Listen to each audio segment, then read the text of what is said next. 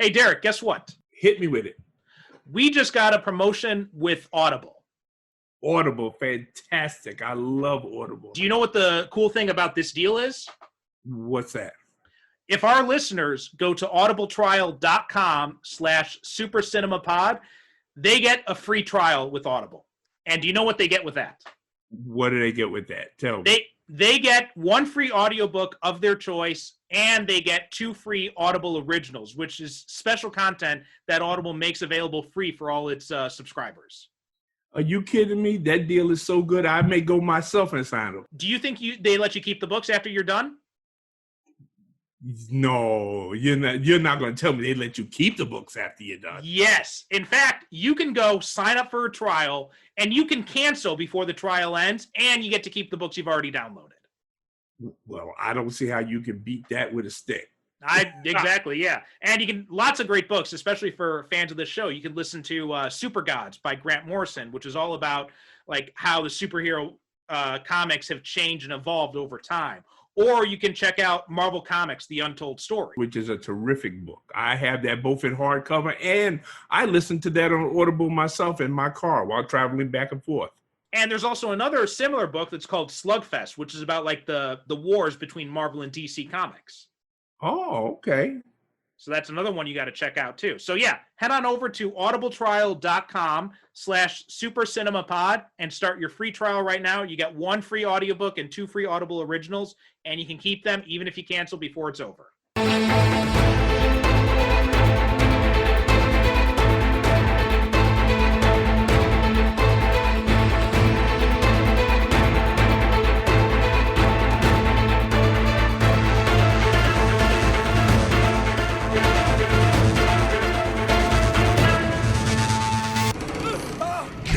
Real fight.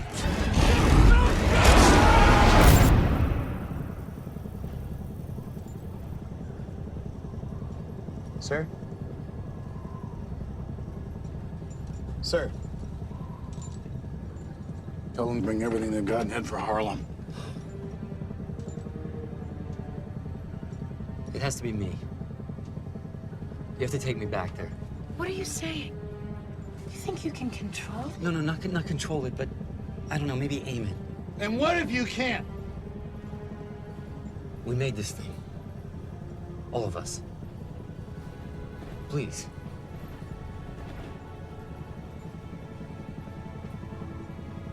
Land us near it. No, keep us high. Open the back door.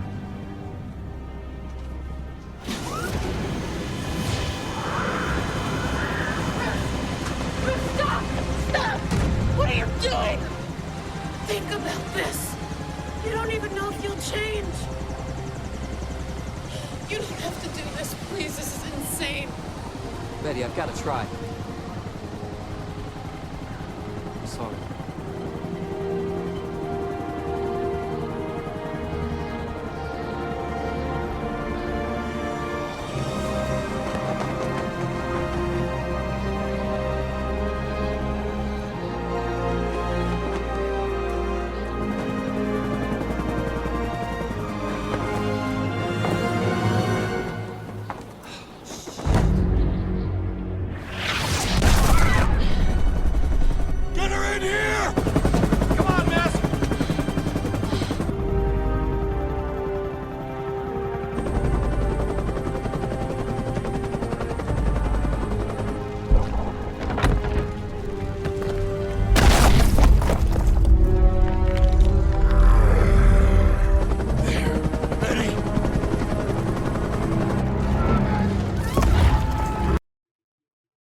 Welcome to the Superhero Cinephiles podcast. I am half of your host, Perry Constantine.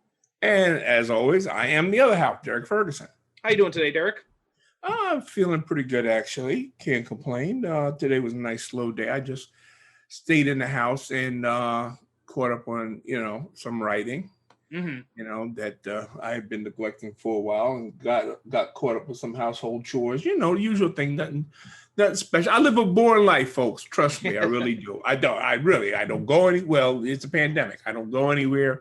I don't do anything. I don't see anybody. I just stay home and write and read and watch movies and nag my wife. Yeah. So yeah, not much going on here in my area. Pretty much, a lot of the same stuff. But I'm just looking at some news here. So Oh yeah, I figure we got to make this like a regular segment where before we jump into the movie, I think so. Yeah. we cover the news, because we did get a couple of pieces of news, and one of them I saw and I knew right away. I said, okay, Perry's gonna jump on this shit with both feet. Okay, well, let's see if I got it, because I'm just kind of like looking things over. But one of the things that jumped out to me is apparently Michael Keaton coming back as Batman isn't confirmed yet. Like Okay. he was on Jimmy Kimmel Live, and he said, I can't confirm anything. We're having discussions. We're talking about it, and we'll see if it happens. So so that casts a little bit of doubt on it. See, I didn't think you was going to lead with that. I think I know what you want me to. I'm building up to that, because that's. Oh, okay. You're gonna. Okay. All right. Okay. I'll go along. Okay. Continue. All right. So the other thing is, it looks like, which a lot of people have assumed, Flashpoint is going to be a DCEU reboot, and so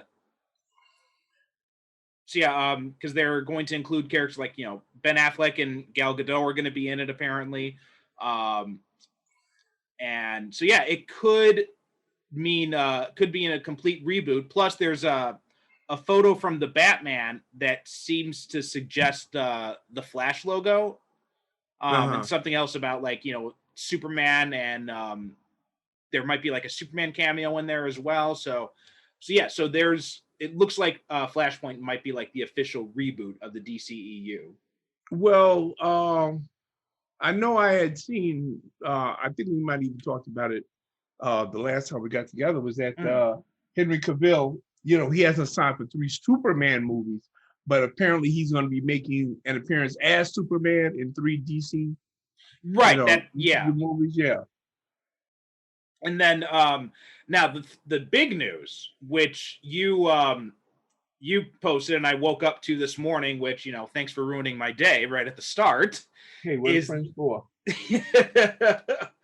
Is Jared Leto is going to be coming back as the Joker in Snyder's Justice League cut. Now, for me, this is interesting because apparently they are taking this a couple of steps further than what we had surmised in previous episodes, whereas that we just thought, well, yeah, they may just, do a little tweaking here and there because the movie was finished. But apparently they are actually reshooting or doing new scenes or whatever, to go along with the existing, footage that they have. Yeah, and apparently Jeff Johns has been removed as a producer from the credits of the movie as well. So that's another interesting little tidbit that came out. So, okay. So in your opinion, which I value, what do you think this means exactly? Do you feel like they should have because first of all, let me tell you how I feel. I feel, there comes a point as an artist, and I know I've had discussions with people with this already, and they tell me, well, if you had a chance to go back and change, something in one of your books, wouldn't you do it? And I say, no, not really. Right. I leave well enough alone, and I can't go back and put myself into the mindset of the Derek Ferguson that wrote that book, 4, 5, 6 years ago, Right. So. Yeah. No, I'm exactly the same way because I look at my old books and, I'll look at them and I'll think, oh, maybe I shouldn't have done that. Maybe I shouldn't have done that. Or maybe I should have handled this differently. And I'm thinking about, cause I'm trying to get my art skills up. And when I was doing, when I did my master's degree, it was in creative writing and screenwriting. And my final thesis was to write a full-length screenplay. So I adapted my first Myth Hunter novel. And when I'm going back and I'm rereading the book and, putting into the movie script, I changed a bunch of stuff then. But I wouldn't go back and rewrite that book because that book is done. That's how it is. And if I adapted something else, then I'll probably change it. But otherwise, I'm not going to go tinkering with something that's already done.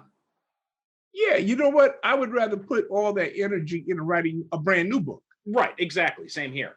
You know, and say, okay, well, you know what? Let me see if I can do it, but better, but write a whole new book. Because like I said, now I got to go back and put myself into my mindset of how I was at the time when I wrote that book. And I am not that person anymore. Right. And I don't know. I'm really not comfortable with this whole craze now that we got that people want to go back and they want to fix their movies and everything. You know, once in a while, okay, I can see it in special cases like The Godfather or what was the other one? That was Apocalypse Now. Okay. But not every movie has to be, you know, we don't have to treat it like, you know, and I don't know. Well, we've talked about this numerous times. And I just feel like this whole Justice League thing is just way blown up more out of proportion. Everybody is making more out of it than it really is. Because when we come down at the end of the day, we're still just talking about a movie. Please. And you know what? I don't understand what people think this is going to lead to. I mean, do they really think that they're going to bring Snyder back and give him control over the DCEU again? Because it didn't work the first time. And even if fans want to see this movie, like, I think DC knows by now that because, you know, Wonder Woman killed at the box office, Aquaman killed at the box office, Shazam killed at the box office.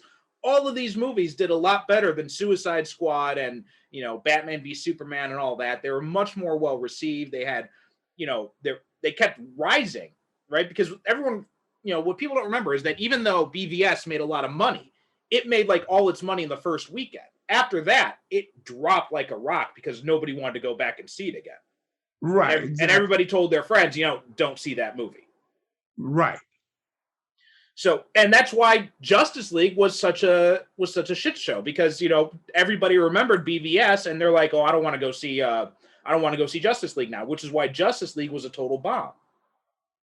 Yeah, which is why, and I think you said it perfectly, is that I don't understand where they think that they're going to lead to this, other than the only thing that I can think of that they're going to get out of this is that they're going to get more subscribers for HBO Max. Yeah.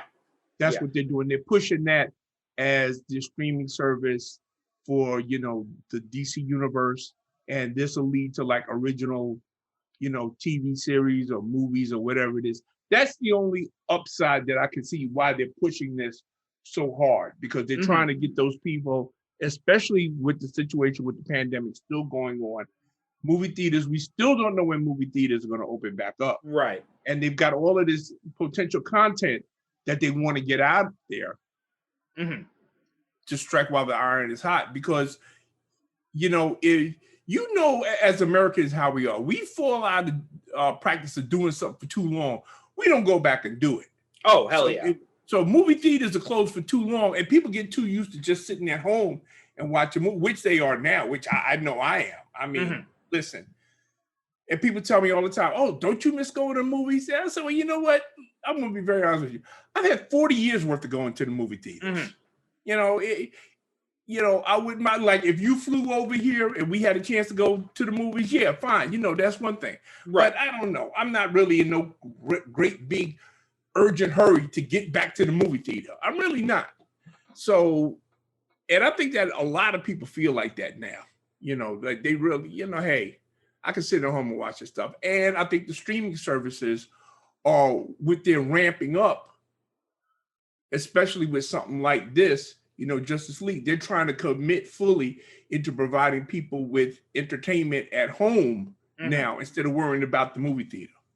Well, I mean, it's not like when you were growing up, or even when I was growing up, because, you know, I grew up with the old projection TV screen as well, right? The old boob tube thing. So, but it's not like those days anymore, right? I mean, now you know, back when I was growing up, I had this, you know, tiny little, 15, 20-inch TV in my bedroom that was like, you know, kind of faded color and all that. But now, I mean, people buy like, you know, 75-inch 4K TVs when they've got like home theater surround sound systems and all that. And a lot of people have perfectly serviceable, or even with, you know, the virtual reality stuff like the Oculus Rift and all that kind of thing.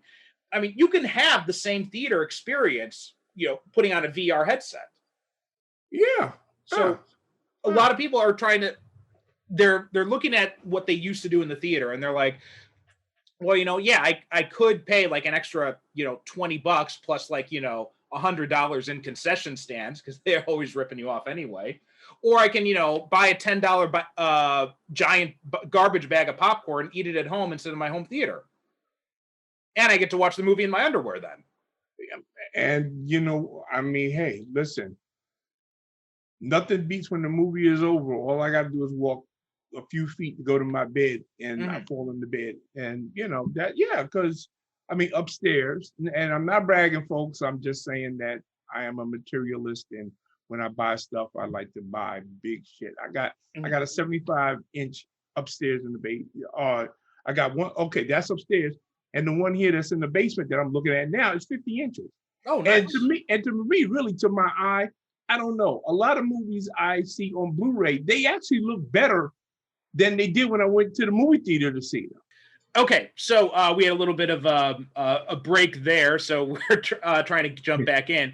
But anyway, we were talking about just like the home theater stuff, right? And right, and you're right in relation to the whole thing. And see, my thing is that I feel that like a lot of these studios, as I was saying, is that they got all of this content. And they say, you know what? Well, we got to do something with this stuff, and they just don't want to sit on it and hold on to it because they're not making any money in doing that. And then you have a gazillion streaming services now that are just dying for content. Oh yeah. I mean, they just had that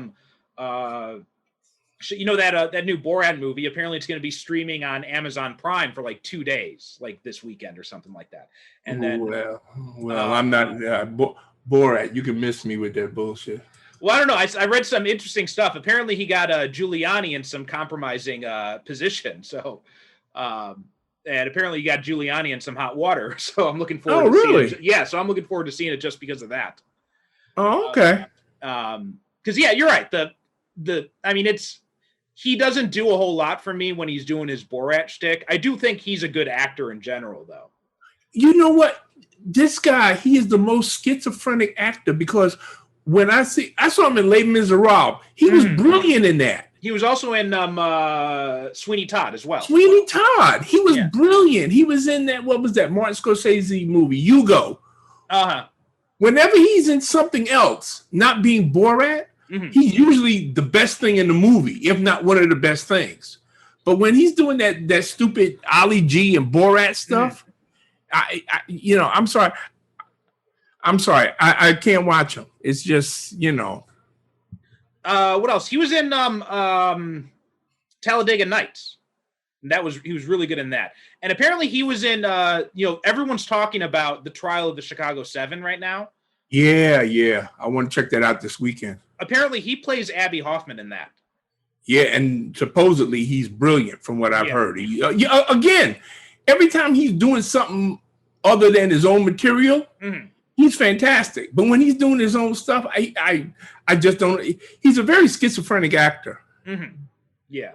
And I did like him in Talladega Nights. Like Talladega Nights, I think is probably my favorite of all of those comedies that Will Ferrell was doing at that time. Yeah, Talladega Nights and what was it? Blades of Glory. Okay, I never saw Blades of Glory.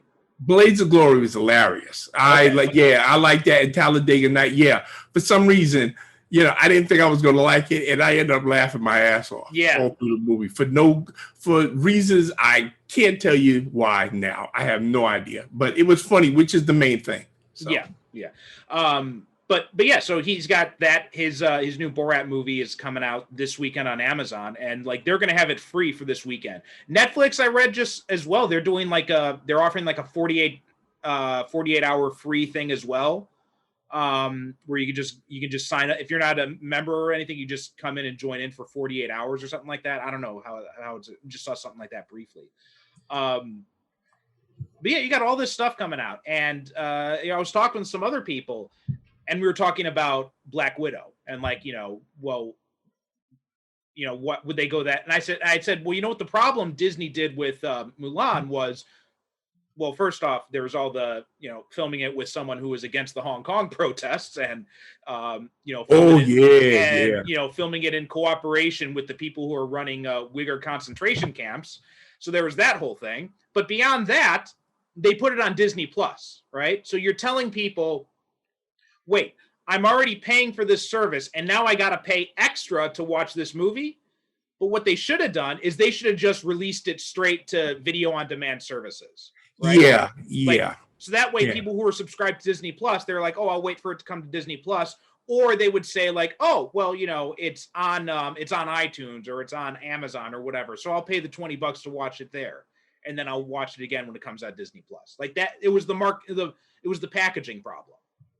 And from stuff that I've read, my understanding that there was a lot of people who were really surprised when they actually got to see the movie, because apparently they turned it into like a straight up and down adult war epic, martial arts epic, and they took out all of the singing and all of the cute, all of the cuteness and all of the songs, when they amped up the violence. Yeah.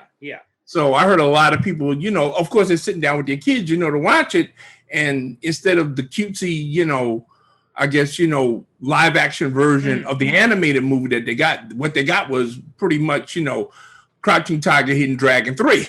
Right. Yeah. And, so it was, I think they were hoping for a situation like that. What was that Trolls movie where like all the kids loved it and they kept begging their parents to watch it again. So that that's why it made so much money, because parents had to keep spending $20 to rent the damn thing. Yeah. I think that's what it was. All in all, it was an experiment that Disney, and of course we know that Disney, the Mouse House has got all the money in the world. So it's an experiment where they could afford to lose money, because they saw it as that, well, you know what, we're going to lose money on this anyway, because it's not going to be in the theater. Yeah. But let's try this and see what happens. And if it works, fine. If it doesn't, because I think that what's going to happen is that with their next big budget thing or whatever, I think you're right. They're just going to release it to the regular streaming platform and say, because I think that's what they're going to do with this movie Soul that's going to be coming out Christmas Day. Oh, what's this movie? It's an animated thing. Okay. Well, of course it's animated, but I think it's Jamie Foxx is animating. He's voicing animated character. I mean, I don't know much about it because I'm really, I'm not much into Disney. A lot of their animated stuff to me now is just, it's just the same formula in different, so I don't honestly know that much about it. They're making a big deal about it because it's an animated movie with a black character, but they did with The Princess and the Frog, which really didn't impress me all that much. But again, like I say, folks, you got to take it with a grain of salt, because I recognize I am not the target audience for those types of movies. So, it just goes right past me. Well, yeah, I mean, I think Disney's learned their lesson, because now you look at how, Netflix is killing it with their movies that they're releasing straight to these services. Like there was your favorite, the Chris Hemsworth movie. Oh God, But then man, like the Old Guard, like that one broke all sorts of records when it came out as well. Yeah, I fell asleep on that one too. Oh, really? I like that one. It was. I don't know. Maybe I'm just getting old and jaded, but I said, okay, well, I'm sitting there and I just don't understand why a bunch of immortals are living in caves and stuff like that when they could be running entire countries. But see, that's me. If I was an immortal, yes, I'd be running an entire country. I would not be hiding out in a cave and talking about, well, I can't know. I fake my death every 20 years and come back as my own son or something like, some shit like that. I don't know. Okay. I'm sorry, but I think that if the movie didn't have such a high profile name as the star, as Charlize Theron, a lot of people wouldn't have been talking about it. No, probably not. No, that's a good point. Yeah. Yeah. Okay. All right. So, should we jump into today's movie? Which go ahead. No. I'm just saying, it's taking us a while to get to it, but yeah. So for those of you listening, you're not privy to all the behind the scenes stuff. But I had to drive my wife to work this morning because it was usually she'll take the bus when I do this show, but today it's pouring rain and her umbrella is broken. So I'm like, well, I'm not going to let my pregnant wife, wait out in the bus in the rain. So I drove. Absolutely not. You got to be. Listen, you got to be a husband first. Yeah. And so Derek was nice enough to say, yeah, go ahead, no problem. So I went. But also, but also he's not telling you that there's some other stuff that's going on with me that frankly is none of your business.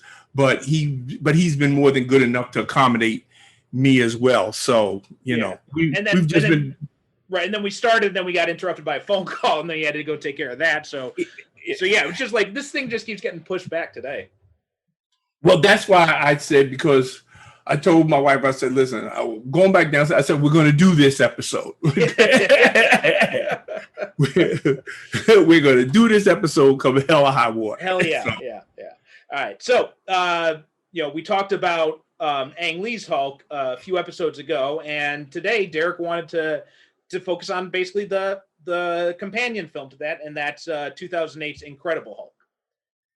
Yeah. It's a movie that, as a matter of fact, I watched it today with Patricia. She said, oh, well, what movie are you guys doing? I said, oh, The Incredible Hulk. She said, oh, I don't think I've ever seen that one. I said, really? You don't? Okay. Well, let's watch it.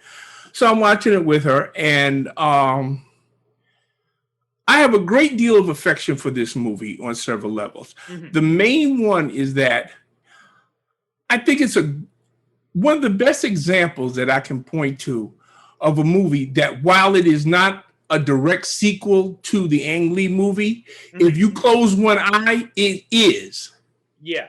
And if you will be able to just give a couple of things to pass, like they have a slightly reworked, abridged origin story during the credit sequence where they kind of rejigger the origin. If you, like I said, if you close one eye and you go past that, there is actually nothing in this movie that violates what we saw in the Ang Lee Hulk. Now, in fact, here's something interesting about it. So apparently 70 minutes of footage was cut from this movie. Really? That's 70, yeah. And most of that stuff was about the origin. Like there was a whole lot of backstory that they had filmed, and but they had like a negative test screening because they had placed some flashbacks throughout the film, and the audience said it was actually too similar to Ang Lee's Hulk. And so then what happened was Kyle Cooper, who was an editor, he also created like the flipping Marvel logo pages. He edited together a lot of this footage into that opening montage scene we see at the beginning of this movie. Ah, okay. Now, there are some telltale signs, because originally, you're right, when Zach Penn wrote the screenplay for this movie, he did write it as a sequel to Ang Lee's Hulk. And you can see there are a lot of similarities to that, right? You've got the antagonistic relationship with General Ross is already established. You have Betty being a scientist. You have Bruce opening up in the beginning of the movie in South America, where we saw him, Eric Bana's Bruce, at the end of the first film. So, right. A lot of that stuff is very similar. There are some telltale signs, though, that it's different. For one, there's that opening montage, and I think this really clues you into a lot of it, where you see Bruce actually experimenting on himself, whereas that wasn't the case in Ang Lee's Hulk, right? It was an accident that he ended up being exposed to the gamma radiation, and that mixed with what his father had done to him. Second is that they're specifically working on the super soldier serum. Right. And he's specifically working for General Ross in this. Right, because because we see General Ross, he's there when the accident happens. We actually see that he's there. Yeah. Yeah, so he's there when the accident happens. Also, Betty gets injured when Bruce first transforms, and she gets knocked out, and she doesn't see him transform into the Hulk.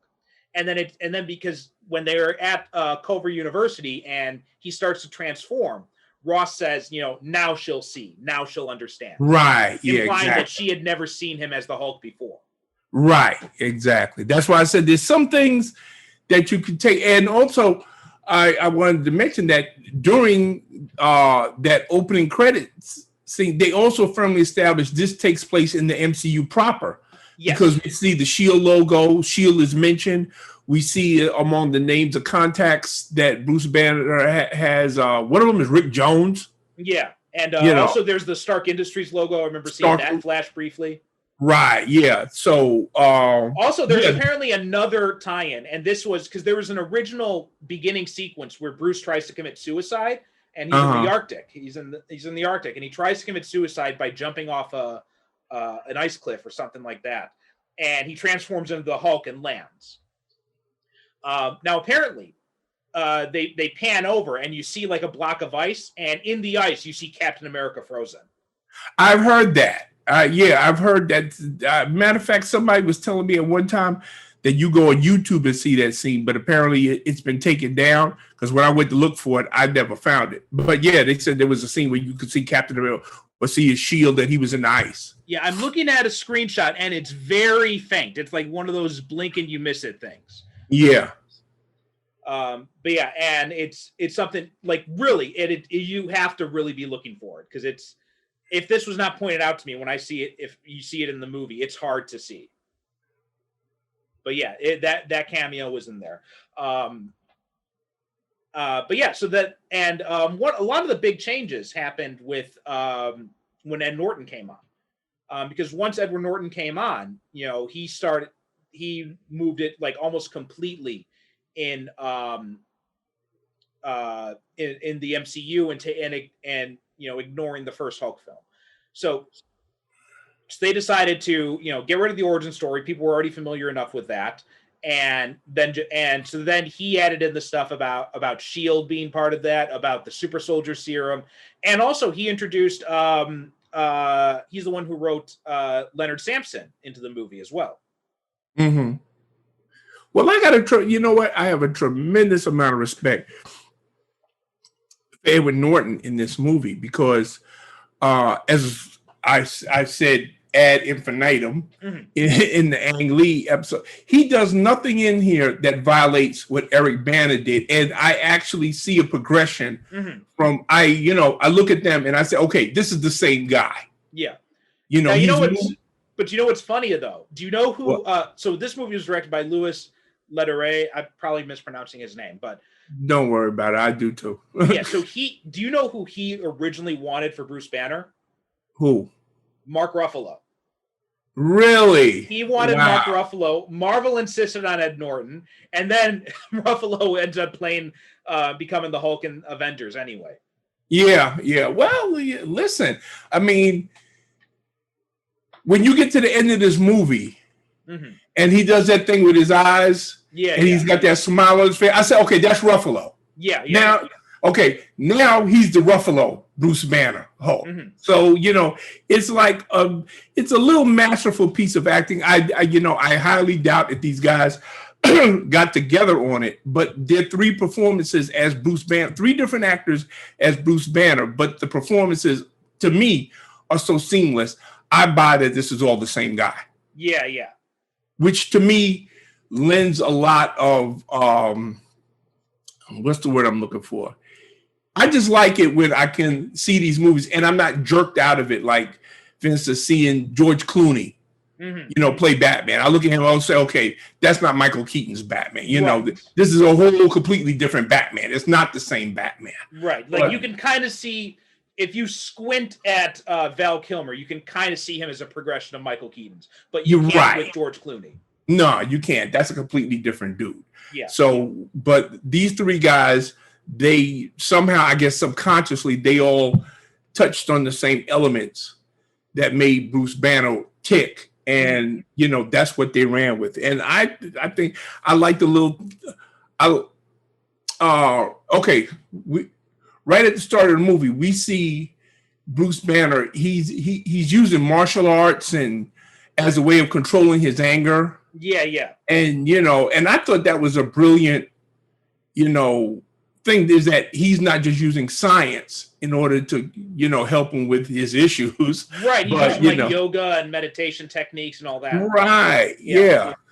And that's actually, credit though, that actually comes from Bruce Jones, who was writing the Hulk comic at shortly before this came out. His run started in I want to say early 2000, 2001 is when his run was. I'm pretty sure it was over by this point.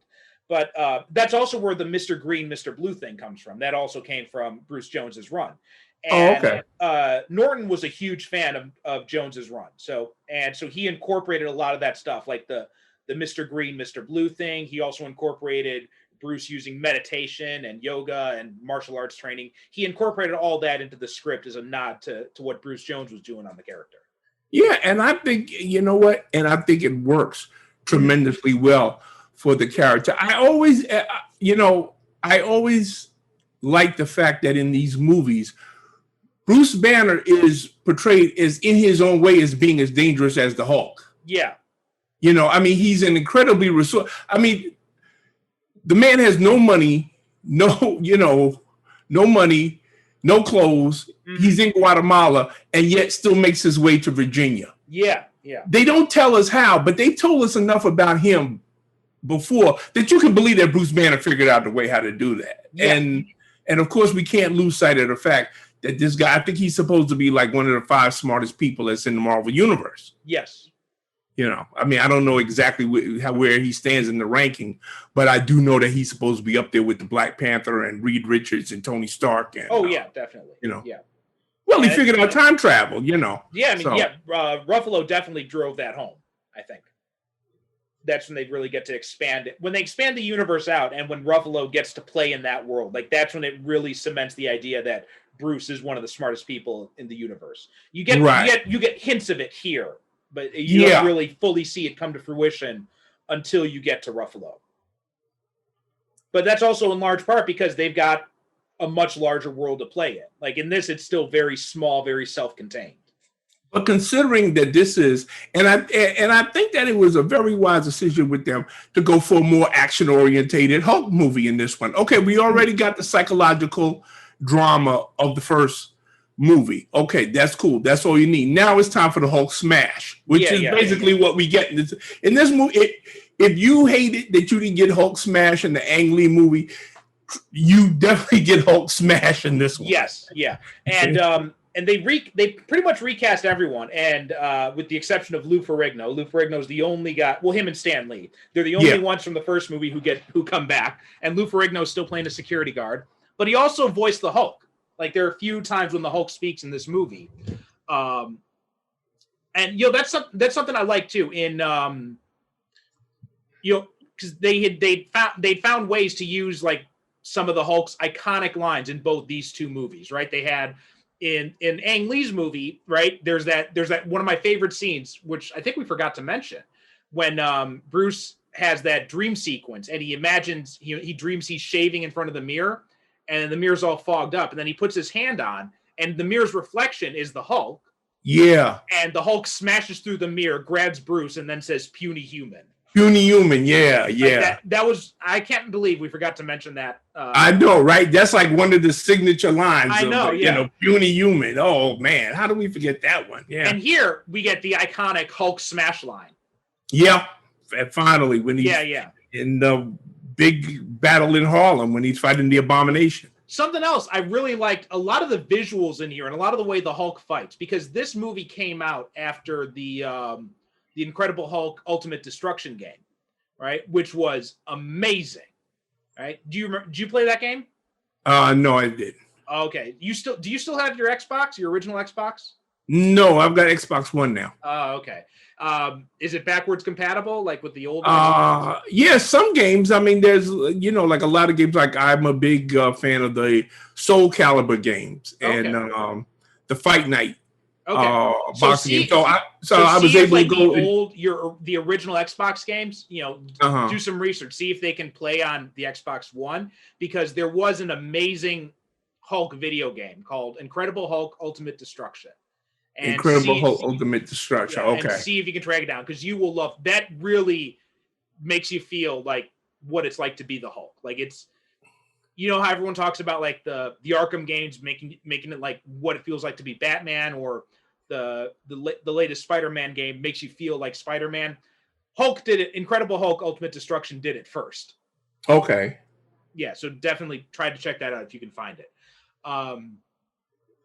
And there are a lot of different moves that the Hulk has in that game. Like he can you can smash cars and he can turn them into like boxing gloves. And he does that here. Or he takes another car and he turns it into a shield. He does that here. All that stuff comes from the Ultimate Destruction video game. And it was really cool because they found a lot of different ways to because that game was really creative in showing, like, because you think Hulk, you think, oh, he's big and strong and he can jump and that's it. But they found a lot of creative ways to use his super strength in that game, and the movie used a lot of those here. Yeah, I mean, there is a tendency to think of the Hulk as just being a mindless brute, but he's not. I mean, the Hulk is actually, especially in this movie, because it's got it's got some incredibly amazing action sequences, and I always like it because as I said with the Ang Lee Hulk, I've always felt like the Hulk's number one enemy is actually the United States Army, and he has a terrific fight scene with them in this one. Yeah, at the university. At the university, yeah, it's just an amazing fight scene. And when he runs up against the sonic cannons, and he uses the shields in his hand, the twisted pieces of metal that he's been using as shields, and you can see, well, he's reasoning it out that he can use these to destroy. So he's not a mindless monster, no, as he's been portrayed to. I don't know, far too often, as far as I'm concerned. I think there was one point, I think it was in the comics. I can't remember who wrote this or when it was established, but there was one point in the comics I remember when they were saying that Banner actually has some measure of subconscious control over the Hulk, and that's why, like, the Hulk is very careful to avoid killing people. Yeah, rampages. And so, like, and because it's this idea that Banner is able to hold some kind of subconscious control over him. And that would make sense. That would actually play into what you're saying. The idea that because he still has this intelligence, this subconscious, he's able to figure things out. The Hulk probably doesn't really understand he's doing it, but he's able to do it. Yeah, that works for me. I'd also like to touch on something that we had mentioned in the Ang Lee Hulk. One thing that bothered the both of us was that you look at it now and the CGI is like, you look at it, you say, okay, it looks really wonky now because the Hulk is, he's way too green. He's like green, right? But here in this one, the CGI is like 100 times better. Yes, definitely. In fact, I'd go so far as to say that of all the CGI Hulks we've seen throughout these movies, this one is my favorite design. Yeah, I think so too. You know why? Because sometimes he's a little bit more green than gray, and other times he's a little bit more gray than green, depending on, So one of the things too is they intentionally make him look more like Ruffalo in the when Ruffalo takes over, because Ruffalo is doing the motion capture. Right. So they intentionally make him look more like Ruffalo in those things. And that's understandable. And it works especially well when you get to Endgame. But this one, they actually based it heavily on the comics. I'm just looking. Here we go. It was based on Dale Cohn's drawings. Okay.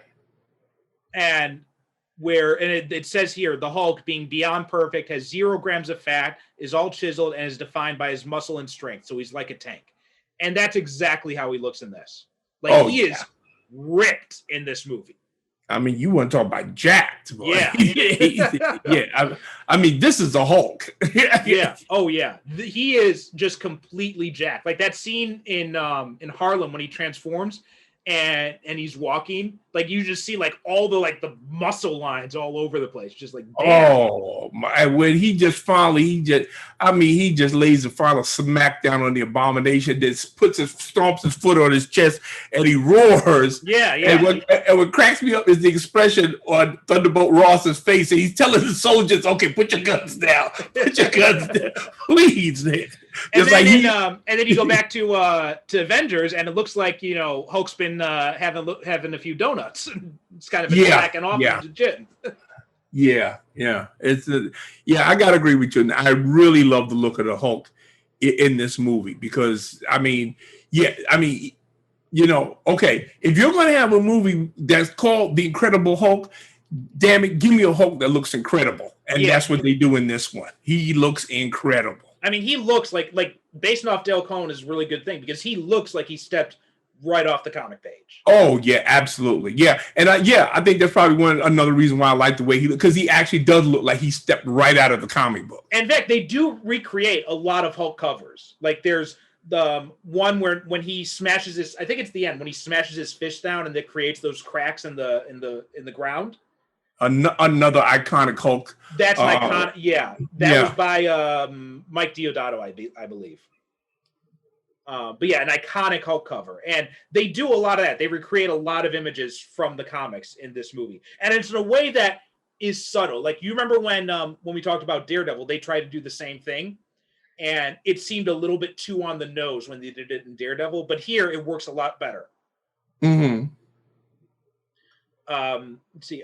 So, as we mentioned, the entire cast was from Ang Lee's movie is gone, and they're all recast. But this is going to piss you off because you know who really wanted to come back for this movie and was told no? Jennifer Connelly? Nope. Who? Sam Elliott. Oh, well, I can understand that. He wanted to come back, and Marvel said, no, we're doing a reboot. So we want to go a different way. Yeah. Well, you know what? As I've said many times before, if it wasn't for Sam Elliott, for me, William Hurt would be the definitive Thunderbolt Ross because he's just so damn good in it. And as a matter of fact, he's one of the few actors that could have probably stepped into the character and taken it away from Sam Elliott and make it his own. Now you know the thing is. Sorry, go ahead. Finish your thought. No. I was just going to say again. I can see this as being the same guy from the Ang Lee movie. Yes. Yeah. You know, it's not a jarring transition where I'm saying, okay, well, this is a totally different. This is he. You know, my guess is that being the meticulous actor that he is, William Hurt probably did study Sam Elliott closely, his performance, and he kind of, took the best bits of that and made it. Because this is the same guy. Yeah. Well, something else too is that even though I think Sam Elliott has a more embodies Thunderbolt Ross, like the character. But William Hurt looks more like the character. Yeah, exactly. Yeah, and I think that adds to it. He looks when I see him, I see the Thunderbolt Ross from the comics. Yeah, yeah, and that surprised me because when Hurt was first cast, like I'm used to him from Dark City. That's what I think of when I think of William Hurt. Oh, okay, cool. So I think of him with the dark, thin hair and the clean shaven face. So I'm like, really, that guy's going to be Thunderbolt Ross? And then when I saw the images come out, I'm like, oh wow, he looks just like the character from the comics. Yeah. I was like, oh man, it's phenomenal. But again, I mean, William Hurt is just that good an actor that, like how you see some actors will take a role from another character and you say, well, damn, why they take that guy? You don't exactly hate him, but you say, well, that's not him. But William Hurt is. You look at, there's an added little bit of gravitas that Sam Elliott has, only because Sam Elliott is, I feel that in real life, he's probably more of a real life badass than William Hurt. Yeah. So he was able to bring that to the role. But William Hurt, he has that intensity. He has that sharply divided loyalty where he's trying to connect with his daughter, but he doesn't know how. All he knows how to do is just say that he's protecting her. And actually what he doesn't really want to protect her. He just wants to insulate her from the world. Like he has a great line where he's talking to Dr. Sampson, who makes an appearance in this movie. The guy who will eventually be, I hope they're going to introduce Doc Sampson. I've been waiting for him to come back at some point. But yeah, it was Ty Burrell was playing. Ty Burrell, yeah. And now that they're doing the She-Hulk TV series, I'm thinking that's the perfect time to bring back Doc Sampson. You know what I would really love to see? If they did Doc Sampson TV series with him actually psychoanalyzing the characters of the Marvel Universe. I've been wanting a Doc Sampson comic book like that for years. Yeah. Do you remember when Peter David was doing X Factor? He did this way. Like he had one issue where the team has to undergo because they're a government sponsored team, they have to mandate with regulations. One of those regulations is they have to undergo psychiatric counseling after some traumatic event. So they had this really tough mission and they're being analyzed. They're meeting with psychiatrists and it spotlights each of them. and it's such an amazing character piece. It's called Examinations with X. It's such an amazing character. It's one of the best things Peter David has ever written, and that's saying something when you're talking. Yeah, that's saying something right there. And then at the end of the issue, you find out it was Doc Samson the whole time who was interviewing all these guys. And then he did the same shtick because Peter David did another X Factor run just like a few years ago. And he did, re-examinations where he brings Doc Samson back to analyze the team. And like you get a comic book like that where, and you can make it tongue in cheek, right? Remember what was that animated series from the late 90s, I think it was. Dr. Katz. Yeah. A superhero version of Dr. Katz. Right, exactly. Well, yeah, the guy that was psychoanalyzing all the different stars. Right. And they would come on as animated version of themselves and doing the voice.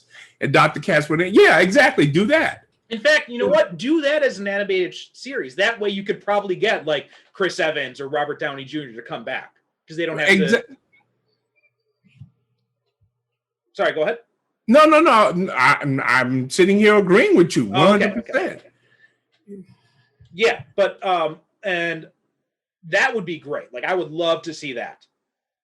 And in fact, especially if it's just animated, you could easily bring Ty Burrell back to do the voice. Well, bingo. I mean, once you do it in animation, there really is no reason for people not to do it because I hear all the time they said they love doing animation because they don't have to get up early. There's no makeup. They come in their pajamas. Right. Yeah. Exactly. Yeah. They love doing it. So, and of course, it's more lucrative now than it was years ago. You know? There was also an extended scene where Samson and Bruce like sit down and they have a conversation, and you can find it on the DVD. They have it on the deleted scenes, or you can probably find it on YouTube as well. But it's this really great scene. I'm really upset. I was really pissed that they cut that out because it's such a really good scene and you see the two of them interact with each other. And Ty Burrell, if you've never seen him except on the sitcom that he does, he's a really good actor. Mm-hmm. Yeah. He's a much better actor than people give him credit for. But that's like I said, they've only seen him. What's that, Modern Family? Probably Modern Family, or he was the jerk in the Dawn of the Dead remake. Yeah. And let's see what else. But like here, he's not doing like the funny voice, and he's not doing the quirky bit. I mean, he's giving a straight performance here. Right. He was also in Muppets Most Wanted. Yeah. Okay. And he did the voice of Captain Marvel on the Superhero Squad show. Oh, okay. I never saw that. But it was a very, very geared for kids. I know that. Yeah. But I remember seeing one clip where the Punisher's driving them all around, and he's just like he won't stop narrating or something like that. And they all look like they're all the size of Funko. That's what they look like. The little Funko things. It was geared for kids, which I have no problem with. I was talking to some idiot a while back because they're doing a animated Batman cartoon about the Batmobile. Oh yeah. I saw. Yeah, I've seen that too. Where the Batmobile, organizes the other Bat vehicles. And I guess when Batman is sleeping, they go out and they fight crime. So I'm talking to this guy. He's like 50 years old and stuff like, that's a sucky idea. Why is it a sucky idea? Oh, why can't they just make a straight Bat? I said, don't you have enough straight Batman movie? I said, you got the movies. Why can't there be something for kids? You got the comics. You got the video games. Oh, my God. Why can't they make something for kids? Yeah. And I mean, no lie, Perry, this guy was really highly upset. That's the sort of shit that ruins the characters. Are you fool? I thought you were an adult, man. He got really, he was pissed with me. I said, okay, well, listen. Look, I mean, let's be honest here. I mean, if the comics of the 1950s didn't ruin Batman, a TV show about the Batmobile is not going to do it. I keep on my computer. I have a whole bunch of covers from the 1950s, 60s Batman comic book. And whenever I run into one of these idiots that tell me about how the TV series ruined the character, I throw a whole bunch of these covers at them and say, okay, now you tell me how. Matter of fact, the TV series was a step up from the comic book. Oh, yeah. I mean, they had him I remember one episode or one comic book. I think it was one of the old Superman comic covers where it's like Superboy and Bruce Wayne, right? Young Clark Kent, young Bruce Wayne. And he shows that Superboy has like this machine that lets him see into the future. And he uses it with Bruce Wayne. He's like, look, Bruce, in the future, we become superheroes and best friends.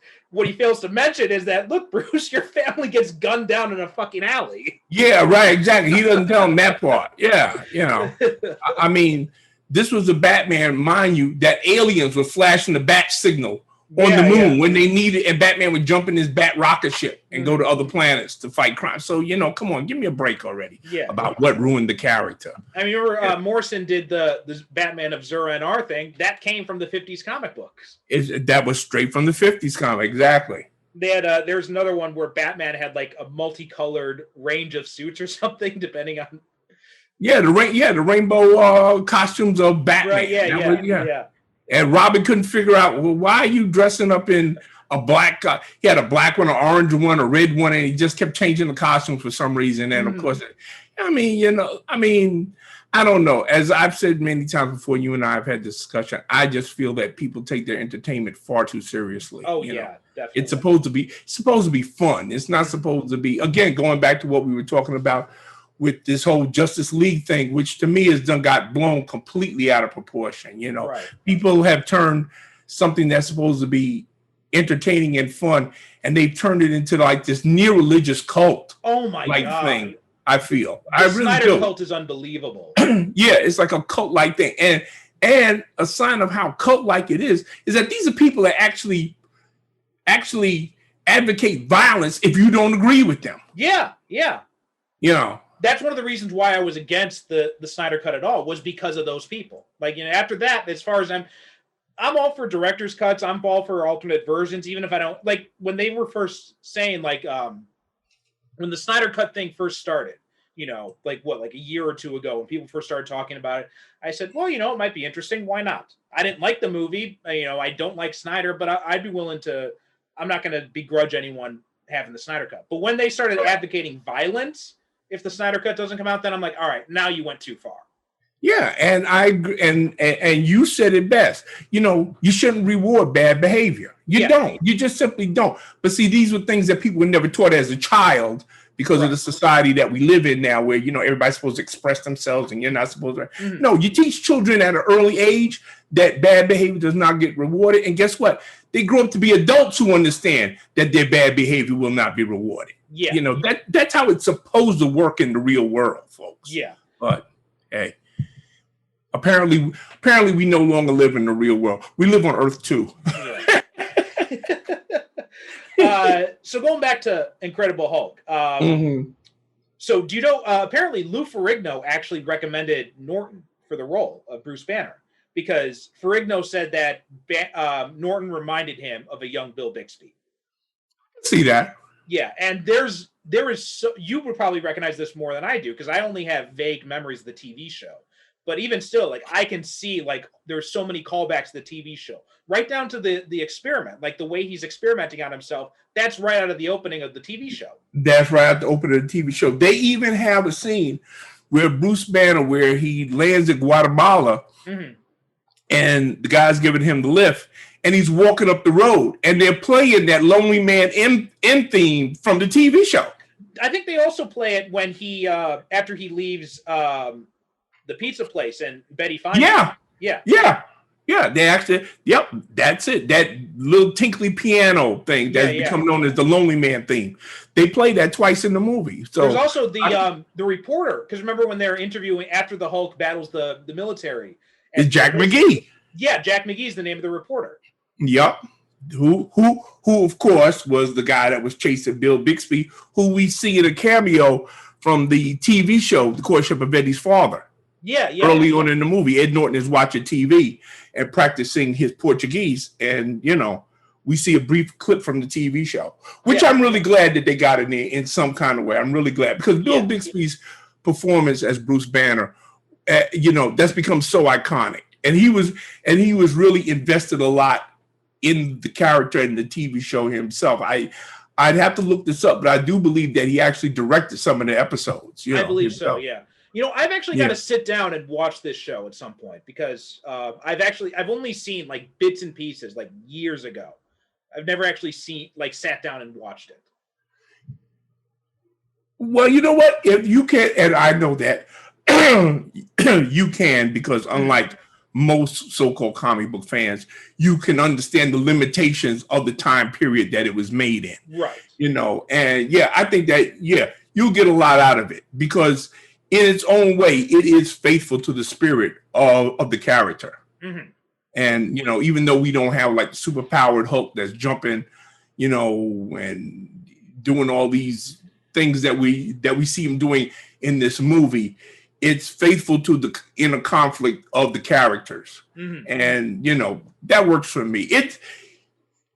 Is Bruce Banner, okay, you remember The Fugitive? Yeah. Well, this is basically what the TV show is. Right. It's if Dr. Kimball, turned into the Hulk every once in a while to solve his problems. Right. It's a good show. It's not exactly what I would call a touchstone of superhero TV cinema, but much like the Wonder Woman TV show with Linda Carter and the Batman TV show, with Adam West, right. It has become so ingrained into our pop culture. I mean, just like you said yourself, they do the line, the classic line, "Don't make me angry. You wouldn't like me when I'm angry." Well, they had. I love how they play it in both in Ang Lee's version and in this one, right? Yeah. In Ang Lee's version, he says it in Spanish or Portuguese, right? And then this one, he's trying to say it in Portuguese, and he ends up saying, "Don't make me hungry." Yeah. He messes it up, but I mean, and it's funny. He's like, "Well, wait, that's not right." Yeah, he said, "Yeah, wait a minute, I messed that up." But this is a phrase that has passed into our pop lexicon. People say it, and you know what? Bam! They immediately know where it came from. Oh, the Incredible Hulk. They know where it comes from. Also, going back to Ang Lee, that was another one of my favorite moments in the movie was when Talbot's beating on him, right? And he says, "Talbot, you're making me angry." Yeah, you're making me angry. Yeah. And I mean, because even when, me and my wife were watching it earlier, and when he said it, she cracked up. Yeah. And she's not that big a Hulk fan, but she knows where it came from. Right, yeah. I mean, everybody knows that line. Don't make me, you wouldn't like me when I'm angry. Everybody knows that. So the whole TV show is one of these things, which is why, going back to what we were saying earlier, that's why I'm glad that they just did that little compressed recap of his origin during the credit scenes. Because we don't need to know we don't need to be told the origin of the Hulk all over again. People know it, even who don't know the comic books, they remember the TV show from when they was a kid or whatever. Yeah. And I do remember watching the TV show. Like, every now and then I catch an episode on cable, and I remember the opening. And that opening sequence in this movie feels just like the opening in the TV show. Oh yeah. I feel very nostalgic when I watch it because I said, okay, because they got that shot of him that's in the chair and he's got the cross sights on his face and the grid mark. I say, yeah, okay, that's right from the TV show. Yeah. I was trying to look up, but apparently it doesn't look like it's on. It used to be on Hulu, but it looks like it's not on there anymore. So let me ask you, we haven't talked about him yet. Your boy Tim Roth, how did you feel about him in this movie? Oh, you know what? The only real problem I had with him is that he doesn't really have any real motivation, right? Like after he wants this power, but he doesn't really have any. Like at first, it makes sense, right? When, Ross is telling him, get out of the trenches. With your age, you could be with your record, you could be a colonel by now. And he says, "No, I'm a fighter. I've always been." So he's like, it takes a toll on your body, like that. He understands that. Like I understand that. But then after he goes through it, right, he gets this power. He has Tim Blake Nelson as Stearns, give him Banner's DNA and fully transforms him into the Abomination. But at that point, when he's going through like the rampage in Harlem, he just has no real reason to do that. He just carried on cranky. He's not even cranky, man. He's just busting shit up because he can. Well, you know what? Okay, and see, here's where they messed up because if they had kept Glenn Talbot alive, and if he had been, the character in this movie, then we would have understood his motivation. Yeah. Well, actually, that was originally the intention. They were originally going to the Abomination was actually going to be kind of like a composite of Talbot and Emil Blonsky. Okay. I'm trying to find it was an earlier draft. He was going to be he was going to be a composite character with Glenn Talbot. So I think the Abomination may have actually been Glenn Talbot, and Talbot transforms into the Abomination. Yeah. But then later on, they ended up. It kind of worked out for the best because they ended up bringing in Adrian Pastar in Agents of S.H.I.E.L.D., who did a really good job as Talbot. Right. So so I think that if they hadn't killed, but they killed him off in the Ang Lee movie, but then we would have known, because we would have said, okay, well, we understand that Talbot and Banner, they have history, and that's why he's so pissed off at this guy. Yeah. Because really, you get the feeling that this is is an aging soldier. Yeah. Who is rapidly reaching the point where he's not going to be of any good use to anybody, because like you said, as Ross says, because he looks at him, he said, well, how old are you, 45? And he says, no, 30. Now, so the guy, his years of combat have taken a toll on his body. He has got too much longer left. Yeah. So he sees this as a way to, continue doing what he's doing. But I agree with you that they really don't portray that very well. I think would have worked in this character is if you give him like a death wish, like you make him someone who wants to go out fighting because he knows he's at the end of his rope. Yeah. I don't, and I don't blame that on Tim Roth because he's an excellent actor. But he does a really good job. I mean, he's really good in the movie. It's just that his character doesn't really have a reason. Yeah, his character really isn't written that well. Right. It's not, but they needed an antagonist. They needed somebody to eventually be, the Abomination. So, right. So they said, okay. And they couldn't just start off the movie with him being the Abomination because, of course, we need him for the big battle in Harlem at the end of the movie. So, yeah. Now, something else, too, is I hate the look of the Abomination in this movie, though. Yeah. As good as the Hulk looks, the Abomination looks that bad. Yeah. I don't know what the hell they were thinking with this. I mean, he looks like this weird mix of like Doomsday and yeah. I don't know what it. Yeah, I don't like what they did with. That's right. That's who he looked more like. Because when I saw him, I said, well, "That's not the Abomination. That's Doomsday." Yeah, he looks like Doomsday with like Lex Luthor's head. Yeah. I said, "That's not the Abomination." I said, where's the wings on the side of his head? Yeah. The where's wings the on the side, the ears, like I would have wanted something a lot more, but this is just, I mean, I get why they were doing it, right? They were trying to make him look like something, totally misshapen, but it just doesn't really work for this guy. Yeah, it doesn't, although I admit that it does work because it's a cool ass moment where the Hulk just like, he said, like he just like tired of his shit and rips off one of his own spikes and got through the heart with. I said, you go, Hulk. I said, good for you. It was like at that point he was just sick of his shit. I mean, that is one of like that CGI throwdown in Harlem. That is one of the best. That is one of the best scenes in this movie. That's one of the best CGI fight scenes ever, actually. Yeah. I mean that's worth the price of admission. Yeah, definitely. Because it's like, I mean, the Hulk just like cuts loose, and really like for the first time in 2 movies, we get to see him totally absolute because he doesn't have to worry about killing this guy. Mm-hmm. Yeah, and you know what? The thing is, too, the Abomination is still alive at the end of this movie. Yeah. And Tim Roth has said that I don't think Marvel will ever use me again, but it would be fun. So, I mean, I think he would do it again. I think I would love to see him come back and like have him evolve and change. Also, we haven't mentioned him, but Tim Blake Nelson as Samuel Stearns, right? We still got that lingering thing with him starting to transform into the leader. I would love to see him come back, especially after, we've seen his amazing performance in Watchmen. Oh yeah, absolutely. Yeah. I mean, they really did, excuse me, go through a really convoluted bit of business to get the Gamma stuff in his system. Yeah, yeah. But when he did it, and I have to admit that I knew he was somebody when I'm watching the movie because the first time I saw it, I said, "Well, I know that name," but I don't know. But then when the blood dropped into his head, I said, "Oh shit! How could I forget? He's the leader." Okay.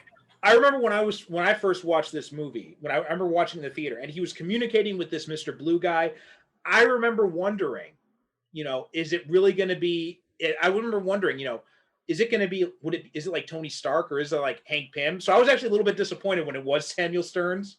That's what That's who I thought it was too. Especially because we get that cameo at the end when Tony Stark shows up. Yeah, yeah. That's who I thought it was. The first time I saw this in the theater, I said, I bet you that's Tony Stark he's talking to. Yeah, yeah. That's what I thought too. Because we saw the Stark Industries logo in the opening as well. Right. And as a scientist, of course, Bruce Banner will reach out to another scientist. Right. Yeah. For help. And who else would he reach out to but Tony Stark? Right. And I said, okay. And of course, by that time, I'd heard about the plans for the Avengers and all that other kind of stuff and MCU. Yeah. So I said, okay, this would be a perfect way for, the Hulk to, be introduced into everything that is Tony Stark on the sidelines trying to help him. So, yeah, I was a little bit disappointed, but the cameo made up for it. It does really, when you think about it, it makes more sense for it to be Samuel Stearns. Yeah. I mean, I was a little disappointed because I was hoping for that, but I do understand why they didn't go that route. And in fact, if I recall correctly, the putting Iron Man in the movie, putting Tony Stark at the end, that was a reshoot because that was not originally the plan. That's what I heard. That's what I heard. They actually they went back and did that. Because they were originally just going to have this, they were just going to have the little mentions, like, the Stark Industries logo, the SHIELD logo, and they weren't going to have any overt cameos or anything like that. But then Iron Man made all the money.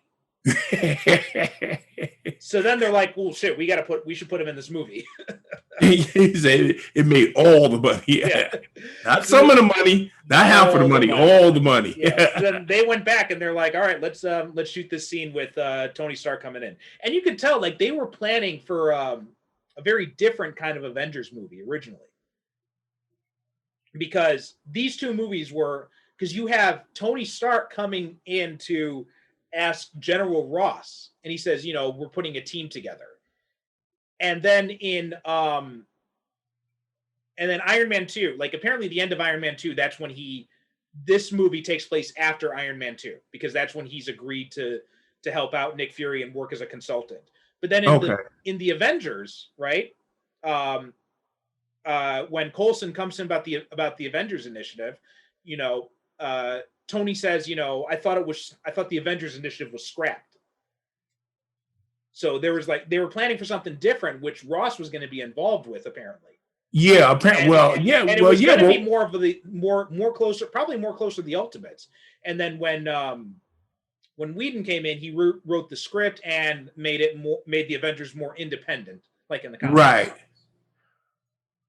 So right, because apparently Ross. I mean, because why else would Tony come to Ross if the intention wasn't for him to be, which is probably why when we see Ross, pop up again, he's so pissed off at the whole notion of the Avengers because the project was probably taken from him. Yeah. In fact, that would be a great backstory to see, like what happened in between. I would love to do a little bit more and see more of that, like what happened, how did it get taken away from him, and all that. And also, apparently at the end, the director had the idea where he was going for he was leaving the door open for two possible options for the Avengers, right? Because, when Bruce changes and he's got that smile on the face.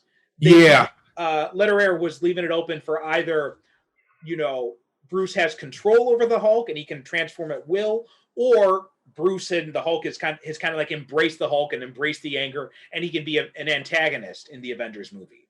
Right. Okay. Yeah. It could have went either way. Right. Yeah. And also you have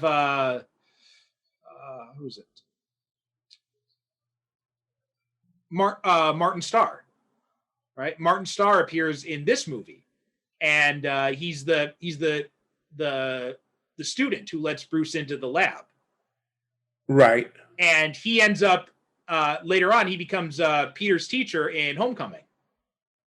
Oh, really? Okay. I didn't. Yeah. See, I learned something. I did not know that. So yeah. So he and that was obviously not planned. In fact, in the novelization of the movie, which was written before anyone was cast, that character was actually supposed to be Amadeus Cho. Oh, yeah, the kid. Yeah, okay, yeah, right. The kid that kind of like becomes, the new Rick Jones. Right, and then he ends up becoming a Hulk himself.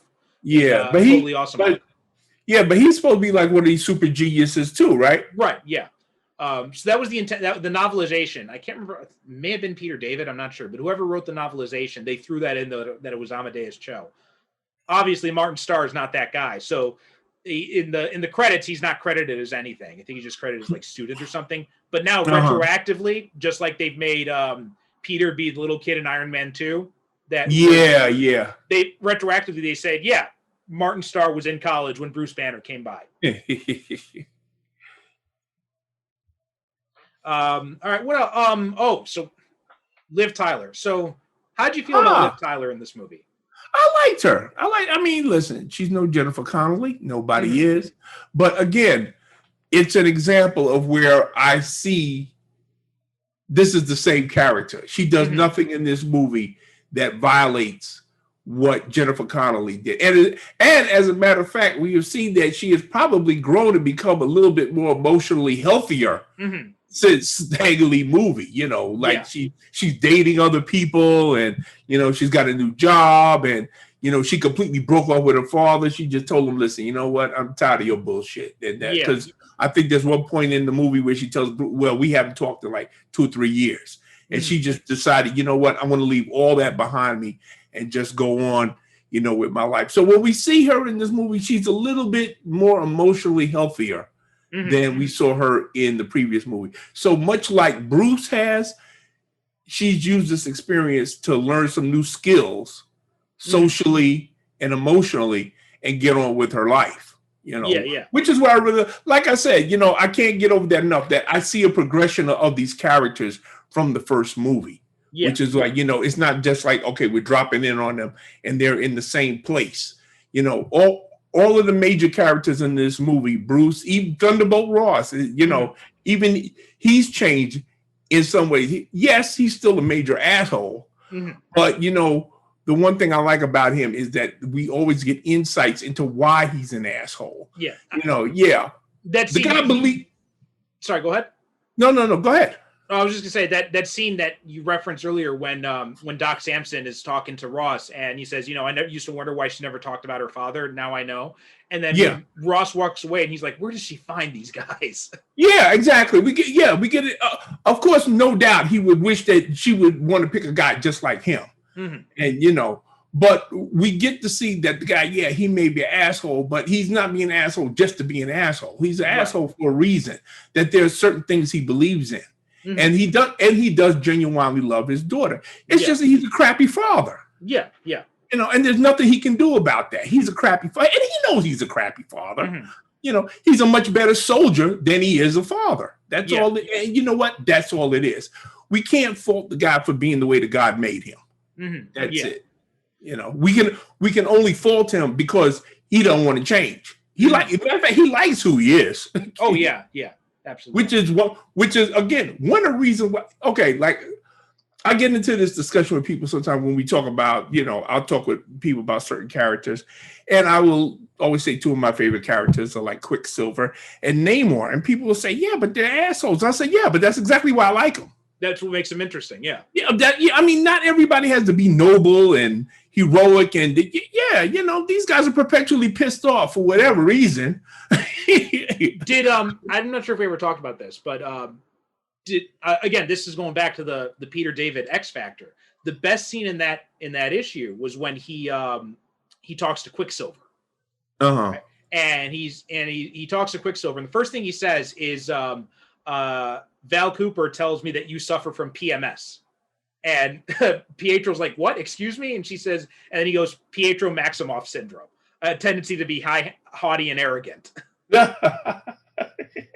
And then Quicksilver explains why he's like that, right? He says, like, well, imagine how do you feel if you're standing behind the ATM, standing in line at the ATM, and the person in front of you doesn't know how to use it, or you're standing in line at a restaurant, and the guy working the counter doesn't understand the concept of like how to order a simple burger and fries or anything like that. He's like, how do you feel in those moments? He's like, well, frustrated, angry, maybe. And he's like, yeah. Now imagine every second of your life was like that. Right. Yeah. He said, he's like, I perceive things as fast as I can move. So for me, every second of every day, I'm always dealing with people who don't know how to use the ATM machine, who don't understand, who can't decide on their order before they get to the front of the line. And it was just like such a revelation because that makes so much sense for that guy. Yeah, it does. It makes so much. You know what? And I know because that's the reason why I exclusively use, the drive-through when I go to fast food restaurants, because McDonald's hasn't changed its menu in 40 fucking years. Mm-hmm. Why do you wait till you get there to decide what you want? Oh God, yeah. I will never understand that mentality. You've been on this line for 15 minutes. Why is it you do not know what you want when you got to the counter? Okay, so one of my jobs, it's right near a mall, and so sometimes I go there for lunch between shifts, and then I'll go in there, and usually what I'll do is like I've got like an hour and a half or so to kill. So I'll go there, I'll have lunch, and then I'll go to Starbucks, grab a cup of coffee, and sit there with my laptop and do some work. Right. Problem is, this mall is very close. It's very close to like a stop-off point for cruise ships. So there are so the cruise ship will dock for like a few hours or whatever. People will get to go off the ship, and they'll take them over, and they can do duty-free shopping at the mall. You always have tourists who come into this Starbucks, and it's always busy, right? It's always crowded. So I get in line, and they hand you out menus as you're waiting in line. And they hand out, and for the tourists, they have English menus too. So we get to the front of the line. There's always some person who never looks at the freaking menu, and they're standing in line. They're talking with their friends for like 10 fucking minutes, and they get to the front of the line, and then they start looking at the menu. Oh, what should we order? I'm like, yeah. I remember one episode of Scrubs. Dr. Cox said that in the 30 minutes it takes me to get to the front of the line, if the guy in front of me hasn't figured out what he's going to order in that 30 minutes, I should legally be allowed to kill him. Yeah. And you know what? That's why Dr. Cox was my favorite character on that show, because I feel the exact same way. I should legally have the right to strangle that person to death. Fellow Perry. He's a fellow Perry. Oh my God. All right. But Liv Tyler, I mean, I was just so spoiled by Jennifer Connelly that like every character here is either a step up from the character in Ang Lee's movie, or a step to the side, right? Not worse, not better. Like no. Norton, I think, is better than Vanna. Hurt is not better than Elliot, but he's as good as Elliot. Okay, agreed. But Liv Tyler, I feel like, is a step down from Jennifer Connelly. Well, listen, not to say anything bad against Liv Tyler, because I do like her, but yeah, let's face it, anybody is stepped down from Jennifer Connelly. Yeah. Really. I mean, once you had Jennifer Connelly, you don't go back. Do you know who else was apparently a front runner for Bruce Banner? Who? David Duchovny. Oh God, no. Really? You don't see that at all? I can't. You know what, David Duchovny? I don't know who this guy knows to get the work that he did, but to me, he's like, I don't understand. He's one of these people. Okay, let me just put it this way: he's one of these people whose popularity I don't get. I don't see it. I don't understand it. Mm-hmm. I was not a big X-Files fan. My wife was, and I would watch it, because she makes me watch. Did you ever watch Californication? Yeah, which was nothing but a remake of a movie that There was a movie with what's his name from Three's Company. John Ritter? Yeah, John Ritter. I'm trying to think of the name of the movie. When I find the name of it. But if you ever see that movie, you see that that's exactly where they got California fornication from. It's the same. Okay. Yeah. Okay. So I've seen. I think I saw like the first 2 seasons of Californication, and I just said, there's nothing in here that interests me, including his performance. I just don't. It's just like he played. The only time I ever found him interesting as an actor was when he was on Twin Peaks, when he played the cross-dressing FBI agent. Yeah. That's it. Okay. Yeah. But I like, and on that, I didn't like Gillian Anderson either. She's another one. Her acting skills totally escapes me. I don't understand where she's regarded as this totally amazing actress. Okay. Fair enough. But I thought it was an interesting choice. But I'm looking also here. So apparently, now this is something else, is that a lot of things that some people will probably know, some people probably don't, is that Norton is apparently incredibly difficult to work with. Oh yeah, I've heard that. Yeah, in fact, he basically took over American History X, so much so that the director, has disowned the official cut of that movie. I've heard that. Yeah. Yeah. In fact, he tried to petition the DGA to get the Alan Smithy credit on it, because he did not like how it came out, and that was because Norton basically took the production away from him.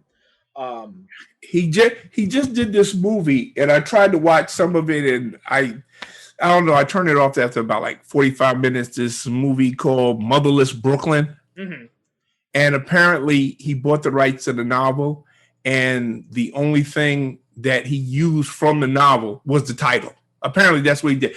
Much like with Blade Runner. Because know the story with that. The novel is nothing at all like, the title. And Ridley Scott, he admits that, that they just bought the title because they liked the title. They never planned on using the novel. So apparently that's what he did with this movie called Motherless Brooklyn, is that he bought the novel, and apparently it's a completely original story, or just about as close to one, and with no elements from the actual novel, which pissed off a whole bunch of people, including the writer of the novel. So he's got a history of doing stuff like that. Yeah. Also, he apparently he also said later on that he wanted to make Norton said that he wanted to take the Hulk in the direction of the Chris Nolan films as well. And he wanted to do a long, dark, serious take on the Hulk franchise. And Marvel didn't want to do that.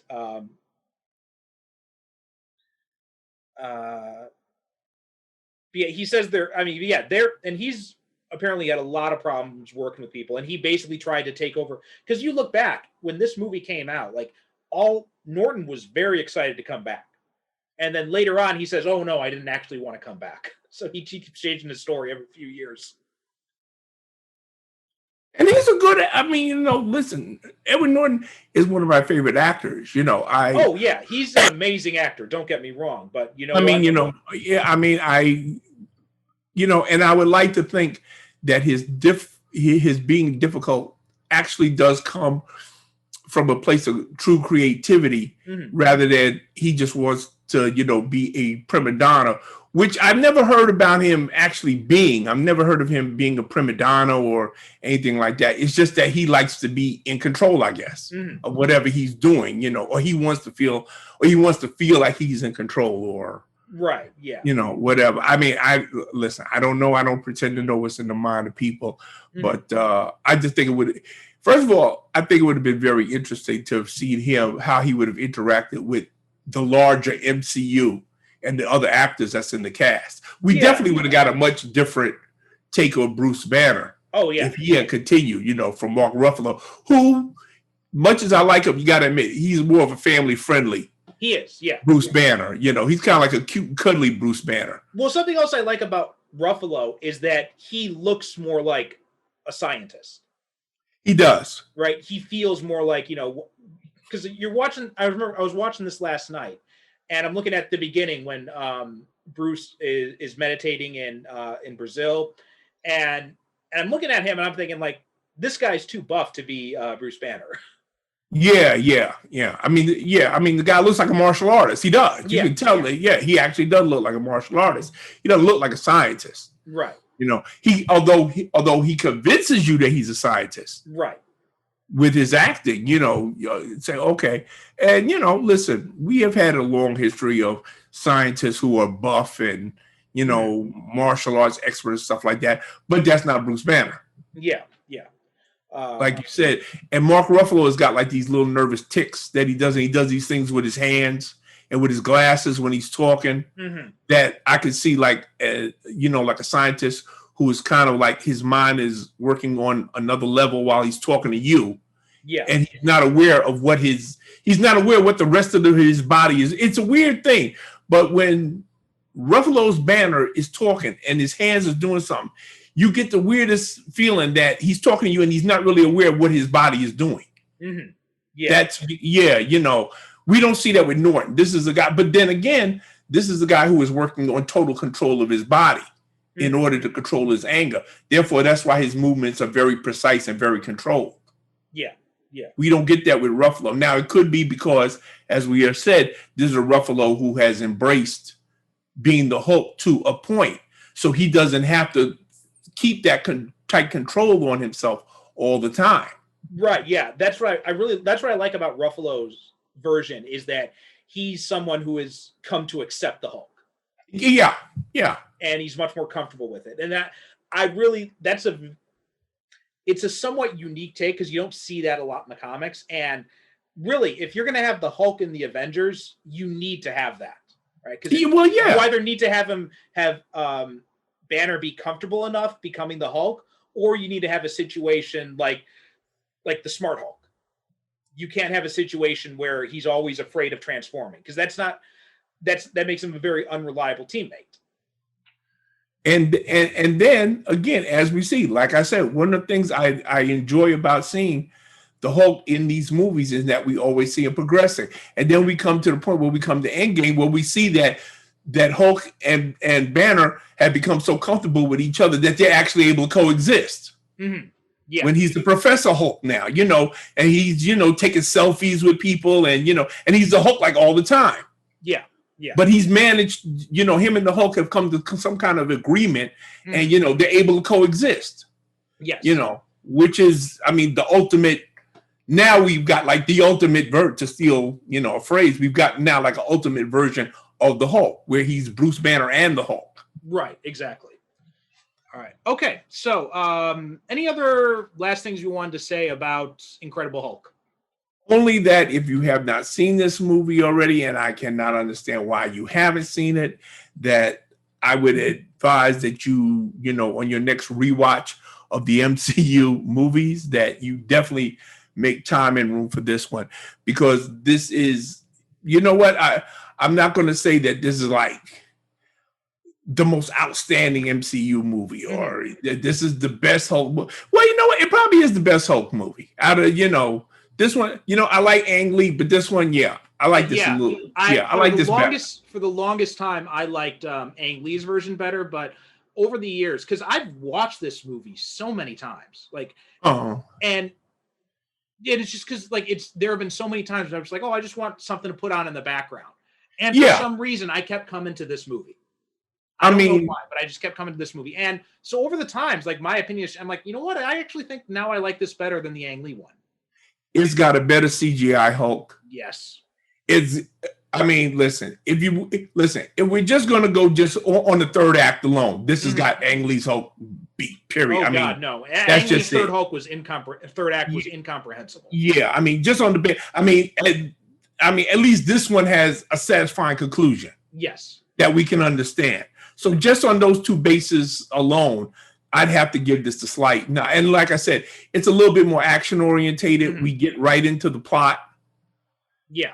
But yet again, as I've said ad infinitum, I like the fact that there actually is nothing in this movie that violates the Ang Lee Hulk, which I really think shows me that they respected what he did, and they just didn't want to throw out the baby with the bathwater and said, well, something, we're just going to do a complete reboot and we're going to throw everything. No, they didn't do that. So yeah, like I said, if you can close one eye, you can see this as being a direct sequel to the Ang Lee Hulk. Yeah, and this is kind of like the redheaded stepchild of the MCU, right? Yeah, it really is. Up until Ross appeared in Civil War, they'd never acknowledged this movie existed, except there's the one. Ruffalo has the one line in Avengers when he said, "Last time I was in New York, I broke Harlem." Yeah, that was for years. That was the only reference we had to Incredible Hulk. Yeah, they really do. Yeah, that's an excellent point that you make. They really, they kind of say, well, yeah, it kind of did happen, but we don't talk about it much. Yeah. All right. But still, hey, as you know, excuse me, and as everybody knows who's been listening to us long enough, the Hulk is always going to be one of my favorite characters. And I watch, I'm like you. I tend to I'll put this movie on and it'll be playing in the background comfortably while I'm watching it, because I do enjoy it a lot. It is. To me, it's a well-made superhero movie. It's one of the best well-made superhero movies that I would recommend to anybody. I would recommend this to people who grew up watching the TV series, as a matter of fact. I wouldn't give them the Ang Lee Hulk. Much as I love the Ang Lee Hulk, I would not give, I said, no. You put that down. You take this one. Yeah. Go watch that one. And if you like that one, then go back and watch the Ang Lee Hulk. Right. Okay. So that brings us to the end of this episode. And since you picked Incredible Hulk, that means my choice is next. And I'm thinking because next week we got Halloween coming up. So I wanted to go with a horror-themed superhero movie, and I thought we could watch Brightburn. Oh, okay. So you do something a little bit different, avoid kind of like the obvious ones like Ghost Rider or something like that, but go with one that, is fairly new and people haven't talked about it like a million times. And I don't remember if it got a whole lot of attention. I remember there was a buzz about it when the trailer first came out, but I don't remember hearing a whole lot about it after that fact. So I think it was one of these movies that was just kind of forgotten about a little bit. You know what I think happened? I think once word of mouth got around about what I perceive as to be the gimmick of the movie, once it got around to people say, oh, never mind that. I don't have to go see it in the movie theater. I can wait till it comes on. Yeah. Streaming. Because my wife and I, matter of fact, funny you should mention that. We watched this not too long ago, Patricia and I. We did. We watched it about 2 weeks ago. I think it was on Amazon Prime or something like that. She said, you know anything about this? I said, yeah, I know a little something about it. She said, I hate you. And, and then we sat down and watched it. And then, okay, this is how obvious the movie was. As I've said to you many times, and our friends listening to this, my wife knows diddly about superhero movies, but I would say 30, 40 minutes into the movie, she got it. She said, oh, okay, I see what they're doing. Yeah. That's how obvious it was, yeah. Okay, so join us next time for a little bit of a Halloween-themed episode when we're going to be talking about Brightburn. Till then, as always, head on over to Superhero Cinephiles find our Facebook group, join in, vote for what you want us to cover for our getting very close to 50th episode, and that about does it for this week. We will talk to you next time. And just before we go, I would just like to say a little something different this time to you good people listening to us. Perry and I really appreciate the fact that you take your time out of your busy lives to listen to our podcast, and we don't take it for granted. Thank you very much for listening and for supporting. Yes, very good. Very well said. All right. Thanks so much for listening, and we will talk to you next week. Okay. Good night. God bless.